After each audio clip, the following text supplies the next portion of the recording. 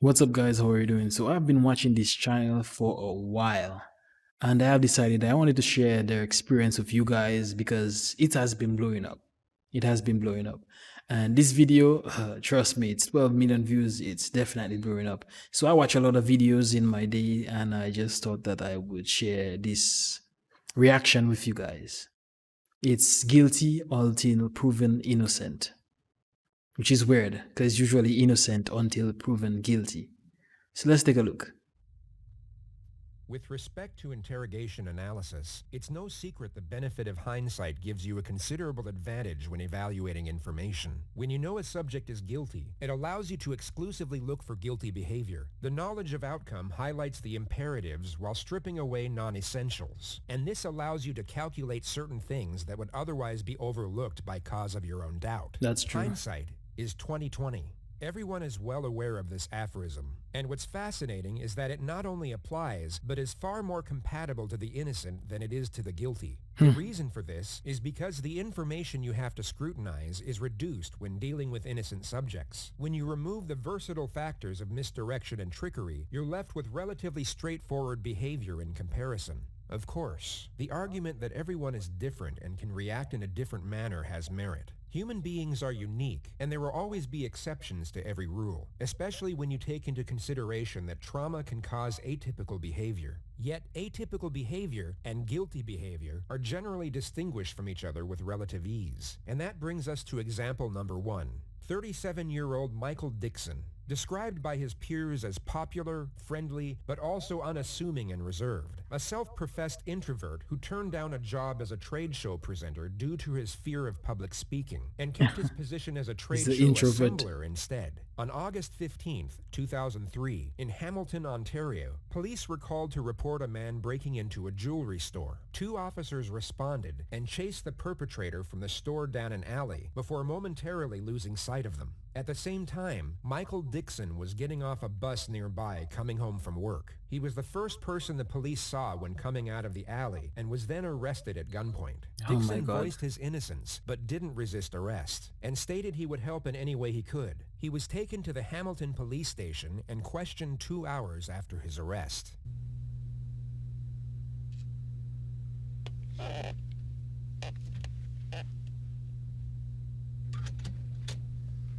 Sorry to keep you waiting, Michael. That's great. One could advocate this as a common policing misstep if it weren't for the suspect being described as a small white man. Exactly. Call. Exactly. As well as not being white, Dixon is 6'3". You just want to arrest the guy. Forgotten standard procedure to review the call to dispatch, or for some reason decided to reject it as evidence altogether. Michael is informed the room is being recorded and then read his rights. He asserts he is willing to speak with a detective and help with the investigation. Okay. Why we're here is because earlier tonight. Let me just say that if when I'm innocent, I get kind of cranky. So I'm not too sure how this guy is keeping his cool, but I'd be cranky. Trust me, I'd be cranky. Tonight, you were arrested for breaking into a jewelry store on John Street South. Now, your innocence and guilt in this, quite frankly, isn't an issue. The evidence I have is, frankly, conclusive and overwhelming. Oh my god, that kind of tactics. If in case he just break and just says him, the couple would be so happy. You'd probably get 20 medals. Okay. So I'm not even going to ask you if you did it. What I have to ascertain is what kind of guy you are. Oh. What I have to ascertain. The subject may see how the guy watching him because he checking like you're not making any sense. You're not making any sense. maintains a forward-leaning posture and keeps his eyes both in contact and on the same level as the detective's. He displays self-confidence and poise, while it's the detective, in fact, who gives off a nervous disposition. Let me try to put in on full screen for you guys. Just did is known as a non-verbal challenge in forensic psychology. So let's break it down into components. what I In the next moment, the detective will shift in his seat to adjust his position, and at the same time break eye contact to look somewhere in this direction. Michael's exaggerated head movement that follows isn't for the purpose of maintaining eye contact. He could maintain it while keeping his head perfectly still. Exactly. It is in fact to let the detective know he is maintaining eye contact. Exactly. It's a way of asserting dominance in the exchange. He is telling the detective that he is the more confident person in the room at that moment. What I have to ascertain here is what kind of guy you are. Whether this is you're like a serial burglar, A serial burglar. or whether this is a one-off thing because of the power cut and everything that's going on tonight. That's all we're here for. Nah. Okay, I understand your position. Like I say here, I didn't do it, and you've heard that a million times, I'm sure, in your career. But it's just, ask me questions. That's all I can do is answer them, I guess. This guy is mad calm. Why did you do it? He That's mad basically- calm. Yeah, that's my only question. This guy is a I'm not in a librarian. position, and since I'm saying I didn't do it, I really don't have an answer for you except to say I didn't do it. I guess we haven't really got a great amount of talking about. Yeah, it's like I said, that whether you did it or not isn't up for the discussion. Okay, well. It's really not. You've no doubt come to notice how incredibly tolerant Michael is over the unjustness of the situation. It's the most unusual thing about his behavior, and perhaps what makes him an anomaly with respect to innocent subjects. So before moving on to the second phase of this interrogation, we'll show you a more common response from an innocent subject facing similar charges. This is 26-year-old Justin, falsely accused of breaking and entering, first-degree theft, and assault. He was arrested at his home and only read his rights to silence on the way to the police station. The footage will begin before the subject knows what exactly he is being charged with. In his mind, he knows he has done nothing wrong, and at this point is unaware he is about to be wrongfully imprisoned for just over 2 years. Shit.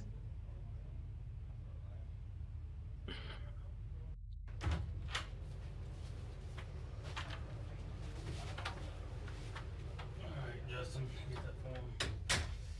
You know what I read you earlier? The 19th of February. Now this guy looks a bit uneasy. You can tell he's a bit uneasy. He's the opposite of the other guy, the black looking guy. He's quite the opposite. 2 days ago, so it'll be Tuesday. Alright? About 5, 6 in the morning. He's gonna get mad. Where were you at then? He's gonna get mad. Mother's house. See that? See those legs? Y'all are nasty. He's gonna get mad. I was downstairs asleep. Did she know you were asleep at that time? Yeah. He doesn't see the interrogators as a threat, but more of an inconvenience. His Yeah. responses are short and concise. He does not seek approval. He only responds to a question or states a point. I mean, did she see you sleeping at that time? Y'all don't never leave. If I ain't doing nothing, I stay at my mother's house. So I'm not working, I'm at home. You didn't go to labor ready that day or nothing looking for Tuesday? looking for a job, yeah. Yeah, asking some stupid questions there. That morning, house got broken into.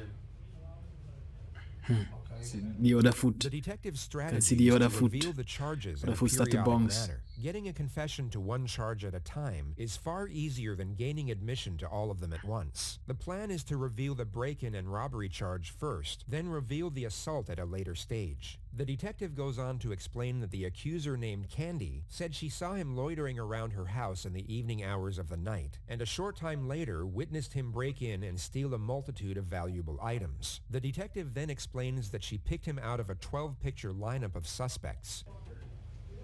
True. Says you broke in this apartment. Okay. Well, tell me why.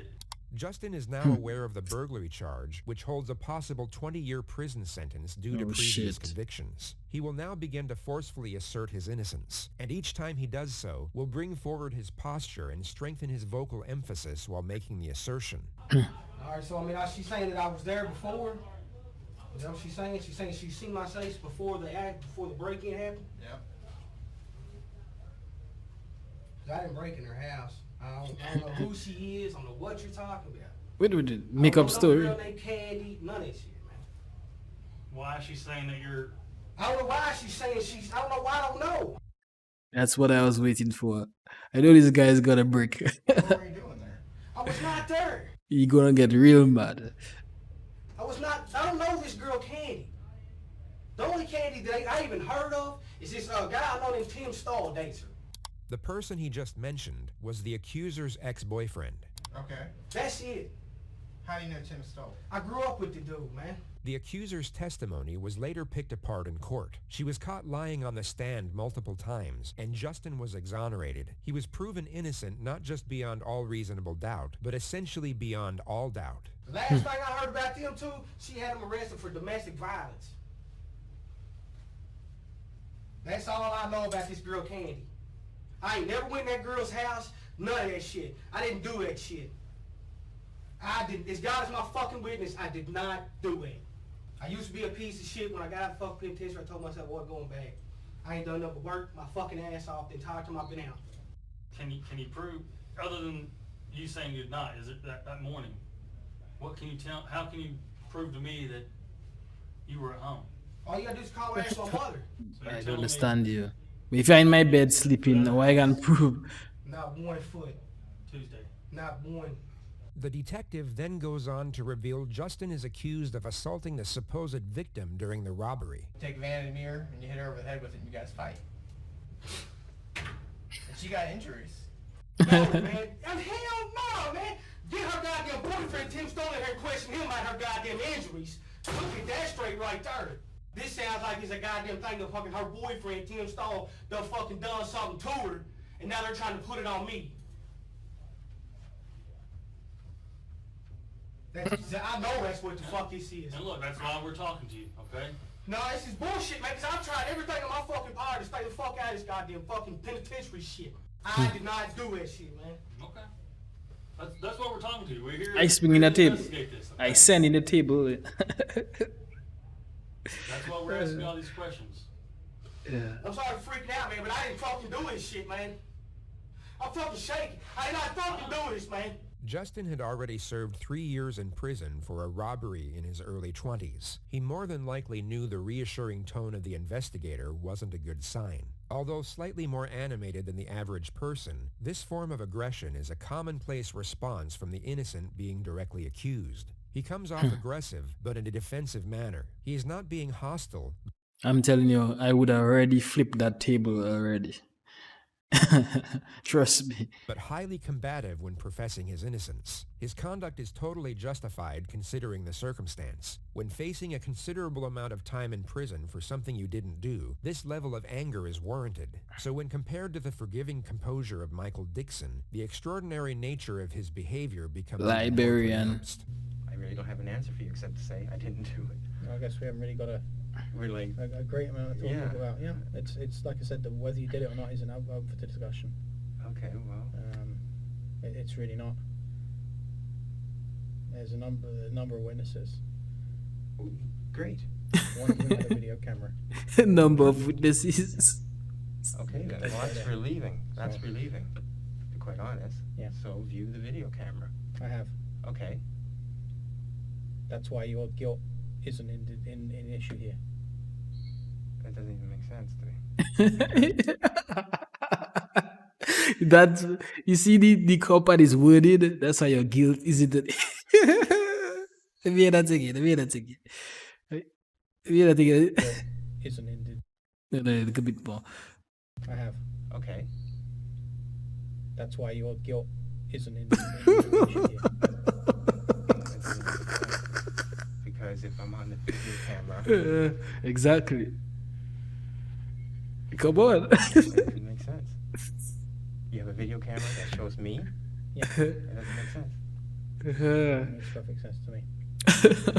We'll have to, I guess, I have no choice but to get a lawyer then. If this is the kind of Yeah, get your lawyer. through with me. This isn't going to go away. You're charged with breaking in. You will be I charged understand tonight. that. Okay. You will be going to court in the morning. Perhaps the most upsetting moment, considering the fact that we know this man is innocent. You can see the fear emerge in his eyes You're as mad. he realizes he won't be going home after this interview. Charged with breaking in with intent.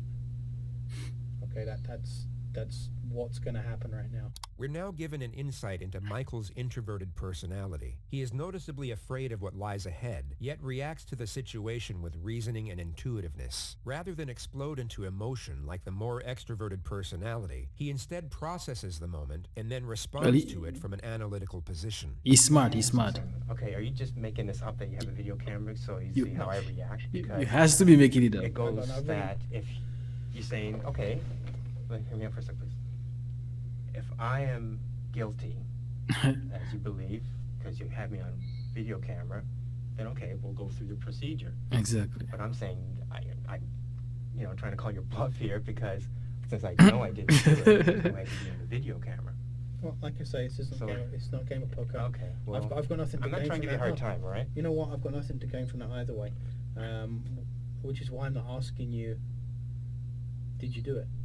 I'm trying to catch you out. I've got nothing to gain from that. Getting a confession void of evidence is in fact excellent for an investigator's career. It's a mark of merit and can accelerate promotion. Michael continues to profess his innocence in a calm and composed manner for a further 7 minutes. The detective then asks that he draw out a map and specify his movements before the arrest. Every detail of his alibi was later proven to be 100% accurate. Like I said, on the information that I've got, you're going to be charged tonight with breaking and entering. However, I do have a duty to make sure that the truth is, basically the truth is paramount, and the true version of events is paramount, and I have a duty to investigate all of this, and I will investigate. I assure you, I'll investigate this story thoroughly, and hopefully, I'll be able to find something here, which will either prove or disprove, what we've discussed tonight. Yeah. Okay. Problem is the speed at which this is going. Yeah. You know, like when I was on the ground, I was saying, go quickly to the terminal. I have like 6 or so guys around me. You know, like talk to the bus driver. Right. You know, I can't comment on things. Exactly. You come out on a bus, ask the bus driver. Yeah, he was on the bus all the time, but Okay, I know, unfortunately. But now I'm left hanging, right? Now I'm looking at this. I mean, this is basically on. now you might have to stay inside, whether it's a cell or whatnot, for how much days when you're innocent. The evidence I've got, this is the only course of events that can take place right now. But I will certainly make sure that this is looked into thoroughly. Okay, I great. can give you my word on that. But you didn't look into it That's what thoroughly. I have to do. Okay, I trust you will.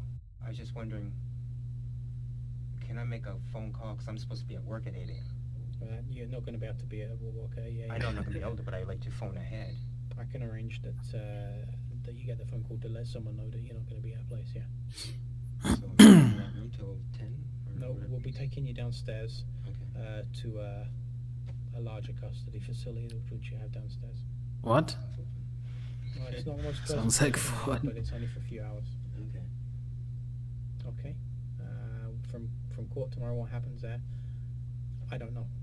Okay, well, And I will look into all of this. I trust you will, yeah. I will. I trust you will. I'll make sure we got the whole picture. Okay. Okay. Well, thank you, I guess. Thank you. You're not in an enviable position, and I understand the process. I'm not satisfied with it. That's what I'm saying. You know. and I don't And expect that you're going to be happy with it. You know, and I'm thinking, no disrespect to you, but I know someone sitting in this chair has probably lied to you a million times, right? So I'm thinking, what can I do to convince you? I tried to give you the information. Like, You've been very good to me, and I try and treat everybody as an individual. okay. And my main aim is two things: is that you get your rights that you're entitled to under the Constitution of Canada, and that you're treated decently, and that the truth comes out. Truth comes out. The truth eventually did come out, but the suspect wasn't treated decently. He was kept in jail for 3.5 days. Exactly. before a separate 3 investigator days looked in into jail. his alibi witnesses and checked surveillance of the area in question. He was then exonerated immediately. A civil trial ensued, and Michael was awarded $46,000 in punitive damages. The interrogating officer and 3 other investigators were all demoted and suspended without pay. Wow, that was interesting. That really got myself tingling inside, you know. just being innocent and being treated like that, just annoying. But anyways, guys, thanks for watching my reaction. Probably try this again. So look out for another one. And don't forget to stay royal.